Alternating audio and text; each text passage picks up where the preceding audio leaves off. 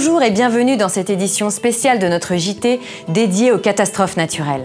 Exceptionnelles, meurtrières et dévastatrices, les inondations qui ont ravagé le sud-est de la France les 2 et 3 octobre derniers sont le sujet de ce JT spécial. Pourquoi ces inondations ont été aussi dévastatrices et surtout la question que vous vous posez tous, combien cela va coûter au secteur de l'assurance? Nous allons analyser cette catastrophe sous différents angles. De fortes précipitations se sont abattues les 2 et 3 octobre dans le sud-est de la France, causant au moins 20 morts et d'importants dégâts. En 3 heures, il a été mesuré 180 mm d'eau à Cannes, 159 mm à Mandelieu-la-Napoule et 100 mm à Valbonne. Des niveaux records qui représentent l'équivalent de 2 mois de pluie sur le secteur. Des orages violents sont fréquents dans la région à cette période de l'année, mais cette fois-ci les précipitations ont été très concentrées et d'une rare intensité. C'était une perturbation orageuse qui a traversé le sud-est de la France, qui s'est d'abord formée vers la Provence et ensuite qui s'est décalée vers la Côte d'Azur en soirée.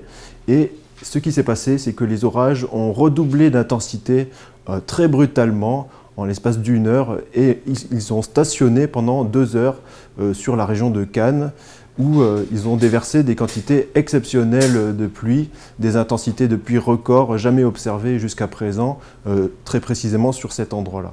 Le principal effet du réchauffement de la mer Méditerranée, c'est l'augmentation de l'évaporation. Donc on met dans l'atmosphère, on injecte dans l'atmosphère une plus grande quantité d'eau sous forme vapeur. Et c'est une des raisons pour lesquelles d'ailleurs, on s'attend à ce que l'intensité de ces précipitations extrêmes augmente dans le futur. C'est un phénomène qui était tout simplement quasiment imprévisible. Donc au moment où les mesures elles-mêmes ont permis d'identifier par le cumul de précipitations qu'un événement majeur allait se produire, de toute façon, quelque part, il était trop tard pour alerter davantage les citoyens.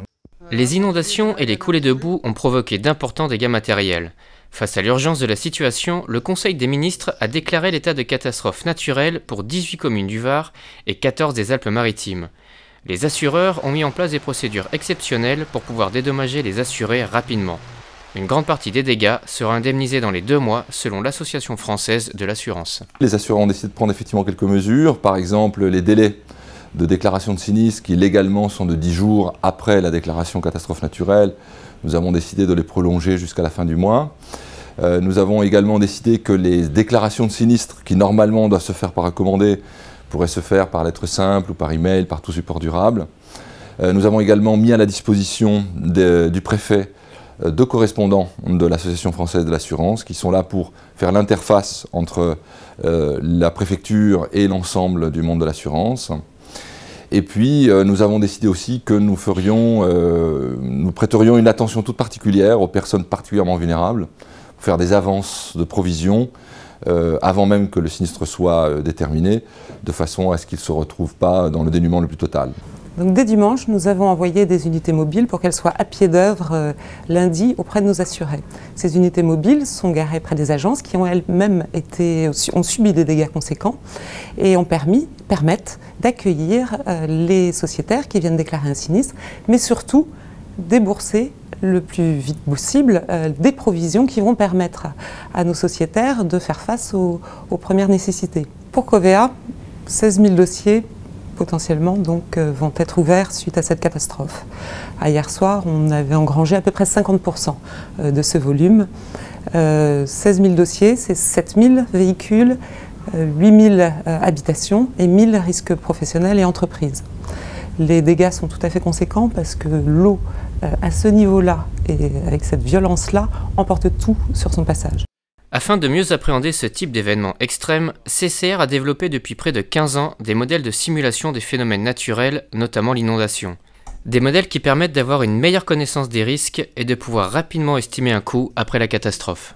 À l'heure actuelle, nous estimons le montant des dommages assurés pour l'ensemble du marché de l'assurance à hauteur de entre 500 et 650 millions d'euros. Nous avons des remontées d'informations de la part de nos assurés, enfin les cédantes, les assureurs, et il y a différentes parties qui sont effectivement plus touchées que d'autres, mais au global, on s'attend à avoir une facture assez lourde, effectivement, de cet ordre-là. L'intensité des précipitations explique l'ampleur des dégâts.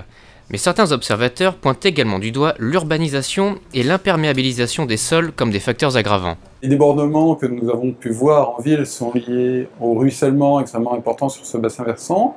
Ce ruissellement est dû à la surface imperméabilisée qui est de l'ordre de 20%, ce qui est extrêmement élevé au niveau français sur ce bassin.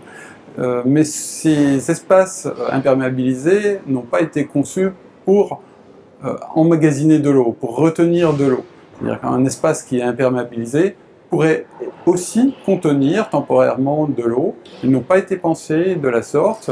Donc l'imperméabilisation se traduit par un écoulement direct des eaux. En dehors de ces 20%, il reste 80% dans le reste du bassin versant, et donc ces 80%, que se passe-t-il? Est-ce qu'ils sont en capacité d'accueillir une partie des eaux de pluie? Je pense que cet effort, cette réflexion n'a pas été faite. Et ce qui se passe, donc les conséquences urbaines qu'on a sont autant dues aux 20% qui sont imperméabilisés qu'aux 80% non imperméabilisés qui ne retiennent absolument pas l'eau. Les plans de prévention des risques n'ont pas empêché que des quartiers entiers soient bâtis sur des zones inondables. Développer la culture du risque, adapter les constructions et développer la connaissance des phénomènes naturels devient donc indispensable pour faire face aux phénomènes climatiques extrêmes. Leur intensité devrait augmenter en raison du réchauffement de la Méditerranée.